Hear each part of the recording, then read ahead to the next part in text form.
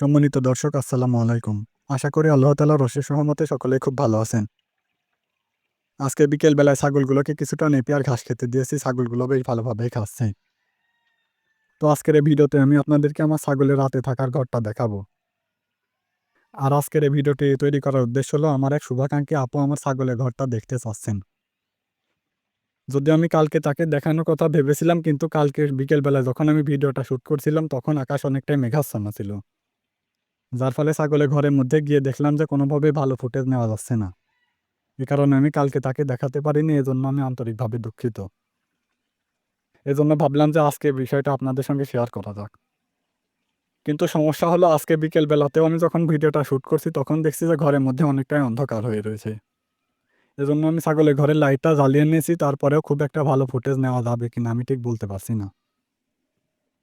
আর একটা কথা প্রথমে আপনাদেরকে বলে রাখি, সেটা হলো আমার ছাগলের ঘরটা কিন্তু মোটেও বাণিজ্যিক ছাগলের ঘর না। আর এজন্যই আমি ছাগলের ঘরটা আপনাদেরকে দেখাতে চাই না। তবে আপনারা যেহেতু দেখতে চাচ্ছেন এজন্যই আমি আপনাদেরকে ছাগলের ঘরটা দেখাচ্ছি। আর ছাগলের ঘরটা না দেখার অন্যতম কারণ হলো অনেকেই হয়তো ভাবতে পারেন যে এটা আবার কেমন ছাগলের ঘর হলো। তবে তাদের উদ্দেশ্যে আমি বলবো যে আমি কিন্তু ছাগলের ঘরটা বাণিজ্যিকভাবে এখনো তৈরি করিনি। যদি আমি ছাগল যা বিক্রি করেছি তাতে অনায়াসে একটা বাণিজ্যিক ছাগলের ঘর তৈরি হয়ে যাবে, কিন্তু আমি এখনো সেটা তৈরি করিনি। এর কারণ হলো আমার ছাগল এখনো খুবই অল্প।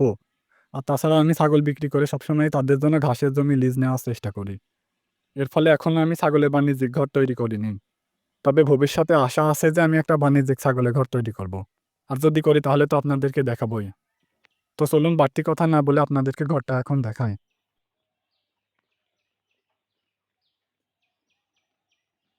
এখন দেখতেই পারছেন যে আমি ছাগলের ঘরের মধ্যে চলে এসেছি।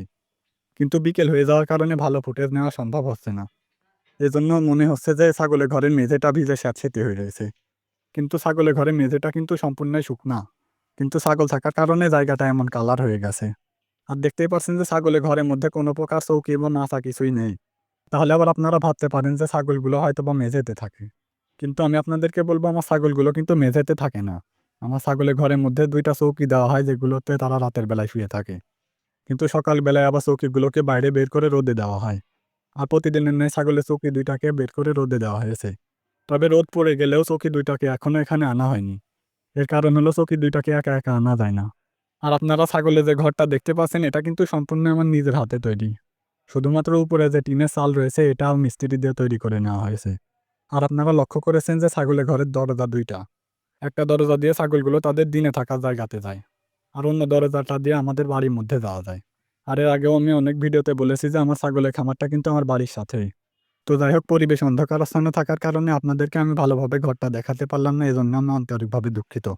আর আমি আগেই বলেছি যে আমি এই ছাগলের ঘরটা নিজে হাতে তৈরি করেছি। এর ফলে আমার ছাগলের ঘরটা তৈরি করতে তেমন কোনো খরচ হয়নি বললেই চলে। শুধুমাত্র ইট আর সিমেন্টটা কিনে নিয়ে এসেছি এবং বাকিটা আমি একা একাই করেছি। যার ফলে আমার মিস্ত্রি খরচ বাবদ কোনো টাকা খরচ হয়নি। আর এজন্য আমি আপনাদেরকে বলি আপনারা সবসময় খামারে কাজগুলো নিজেরা করার চেষ্টা করবেন। তবে আবার আপনারা ভাবতে পারেন যে এই ঘরটা যেহেতু আমি তৈরি করেছি হয়তোবা আমি রাজমিস্ত্রির কাজ করতে পারি। কিন্তু বিষয়টা কিন্তু এমন নয়। এটা সম্পূর্ণই আমি নিজের চেষ্টাতে করেছি। হয়তোবা কিছু ভুল ত্রুটি থাকতে পারে, কিন্তু আমি এটাই খুশি। আর তাছাড়া আমার ছাগলে থাকার জন্য আরো একটা ঘর রয়েছে। যে ঘরটা এই ঘরটারই পাশে। আর আমার যে গরুর ঘরটা রয়েছে সেই ঘরটার পেছনে। এবার দেখতে পাচ্ছেন যে গরু ২ টাকে আজকে বিকেল বেলায় কিছুটা নেপিয়ার ঘাস খেতে দিয়েছি। আর গরুর পেছনে যে ঘরটা দেখতে পাচ্ছেন মাঝে, মাঝে ছাগলগুলোকে আমি ওইখানেও রাখি। আপনাদের বেশ কয়েকদিন আগের একটা ভিডিওতে দেখিয়েছিলাম যে আমার একটা ছাগলের একটা বাচ্চা হয়েছে। তো বেশ কয়েকদিন হয়ে গেল ছাগলের বাচ্চাটিকে আপনাদেরকে দেখানো হয়নি। আর ছাগলের বাচ্চাটিকে আপনাদের দেখাতে না পারার সবচাইতে বড় কারণ হলো ছাগলের বাচ্চাটা খুবই চঞ্চল। যার কারণে তার ফুটেজ নেওয়া কোনোভাবে সম্ভবই হয়ে ওঠে না। আপনাদের যদি ছাগলের বাচ্চাটা ভালো লাগে তাহলে একবার মাশাআল্লাহ বলবেন। তো ভিডিও শেষে আমি আপনাদেরকে ধন্যবাদ জানাতে চাই। এর কারণ হলো আপনাদের অবিরাম ভালোবাসা ও সাপোর্টের ফলে আমার চ্যানেলে ৫০০ ঘন্টা ওয়াচ টাইম কমপ্লিট হয়েছে। আর এর ফলে আমি কতটা খুশি আপনাদেরকে বলে বোঝাতে পারবো না। আমার নতুন চ্যানেল হিসেবে আপনারা বেশ ভালোই সাপোর্ট করছেন। আশা করি ভবিষ্যতে এভাবেই সাপোর্ট করবেন। আপনাদের অনেকের কাছেই হয়তোবা ৫০০ ঘন্টা ওয়াচ টাইম খুবই কম মনে হতে পারে। কিন্তু আমার কাছে এটা অনেক বড় একটা পাওয়া। এজন্য আমি আজকে খুবই খুশি। তো যাই হোক, আজকের ভিডিওটিকে বড় করে আর আপনাদের সময় নষ্ট করব না। আপনাদের সকলের সুস্বাস্থ্য কামনা করে ভিডিওটিকে এখানেই শেষ করে দিলাম। সকলেই খুব ভালো থাকবেন, সুস্থ থাকবেন। আসসালামু আলাইকুম।